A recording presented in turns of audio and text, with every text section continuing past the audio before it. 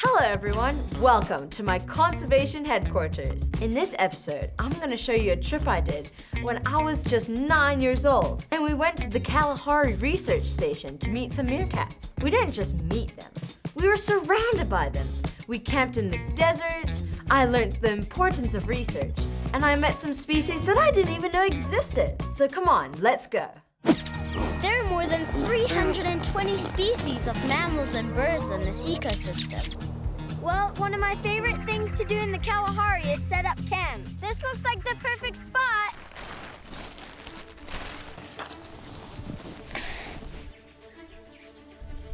There we go. Personally, when I'm in the Kalahari, I prefer to sleep in a tent. With the sun setting on the Kalahari and a full moon rising, I'm looking forward to spending a night out in nature. As you guys can see, I have my nice red tent back there. I have my favorite pajamas on. Hopefully, we're gonna see some meerkats tomorrow. Sleep tight!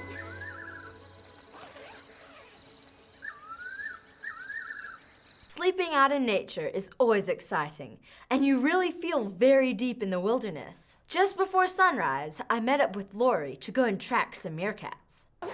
I had such a nice sleep last night. I can't wait to see what today holds. You look strong. You got this. Now I feel like a real researcher. I have everything in my backpack that can last a week. We're off to find a specific group of meerkats. So I've got the GPS pointing up GPS, and I'll use it to bring up the burrow, and then we'll start walking towards it. Okay. So this is the burrow. What you want to do is just make sure that arrow is pointing towards the burrow, and we'll make sure we head in the right direction. Okay. Can you tell how far we are from the burrow? We are 120 meters. So what I'll do is I'll set the telonics to the frequency for the group, which is on the mark sheet there. There we go. So for this group, it's 14 plus 1. Yes. And 14 there. And then I'll try to find out which hole they went down last night. It's quite cool, as you can see how they dug out the burrows here and there. So that's how you tell when the burrows are active.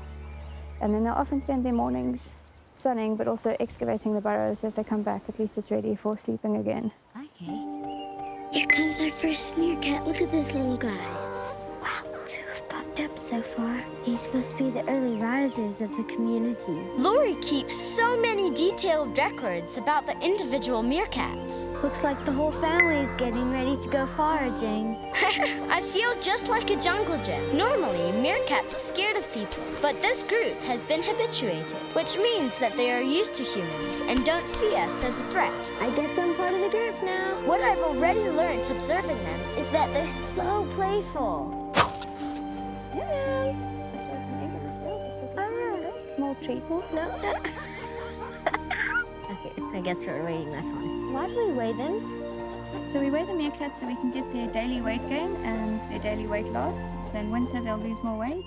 This is so that we can see how successful they are while foraging throughout the day. 220 grams. With climate change, the Kalahari is getting hotter and drier. Keeping detailed data on meerkats' well-being helps scientists track how these changes are affecting them. But meerkats weren't the only little creatures wanting to catch the early morning rays. I love squirrels. You can see their tail is quite long, and they'll use this to protect themselves from the sun. So while they're foraging all day in the sun, they can just fluff it up and then put it over the back, and then it protects them from the sunlight. So it's kind of like a little umbrella for them. Exactly. I was happy to learn that living with meerkats benefits the squirrels too. Meerkats are incredibly good at spotting danger, and the squirrels respond to their warning calls. Lori then took me to one of the biggest bird nests I've ever seen, and it was full of tiny little birds. Come check this out. Look, Brooke, we're here. Wow. Wow. Guys, look at this huge nest. Sociable weavers' nests are like giant apartment blocks for hundreds of bird families. They all work to make and maintain one nest for everybody, even for future generations. Sometimes the nest gets so big that it breaks the tree and the nest falls down, and the birds will start again. I'd be heartbroken if my home just went. The research station doesn't just research meerkat, but all sorts of creatures, including one that lives underground that I've never seen before. If you look behind me, it looks like an ordinary building, but I've been told that it's actually a mole rat laboratory. Come on, let's go see what's inside. So have you ever seen a mole rat before? No. Okay. Well, they live underground normally in the wild. So here in the desert, in the Kalahari, we find them all over the place. So cute. And I'm gonna hold him, and you can just paint his little white patch. And naturally, they have a white patch. Why do you actually paint them like this? So this is to identify them.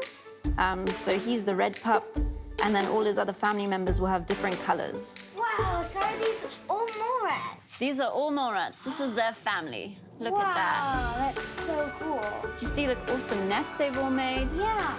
And I'm sure Mom is waiting very nervously for her babies to come back. Here we go. So there we go. So what makes them so interesting that you want to study them? All their social structure is very complex. So we only have 2 breeding animals in a colony, so that's a king and a queen.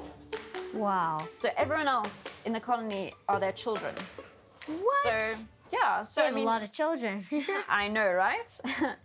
They work as a family. I can imagine. Really, really incredible, I think. Here we go. Hi. Guys, just tell me if I look anything like him. This is such a unique animal. Look at his teeth, they're so huge. And the cool thing is that his teeth aren't even inside of his lips, they're outside. Yeah, so they use their teeth to help dig. So are there lots of these guys out in the wild? Yeah, there are tons of them. However, with climate change, we think that their natural food source, which is this, the gemsbok, a cucumber, it could reduce their food availability. So we're not too sure what's going to happen, but this is his real food source. I know, right? Looks delicious. Yeah, to him. I always love learning about a new species. After my research with the mole rats, Laura and I went for an afternoon session with the meerkats to see just what they were getting up to. It's late afternoon and time to find the meerkats again for their evening wave. Listen to this beeping. The loud beep means we are very close. The easiest meerkats to spot are the sentinels. I think I see one. Sentinels make a special call that tells the other meerkats they are on guard. That way, the rest of the group can focus on foraging. So what the pups will do is they'll follow adults around the whole day to see what they eat. The helpers will then feed the pups food items, and the pups learn what food they can and can't eat. I think I have a little friend here listening to our conversation. There we go. Not you. You're not allowed in here. Let's go see if we can find some. He keeps on getting inside. What an amazing journey it has been these last few days. I've learned so much from this research team about the importance of even the small animals to a healthy system. So next time you see, visit, or even think about a wild landscape, consider the small things that call it home and how important they are to keeping it healthy.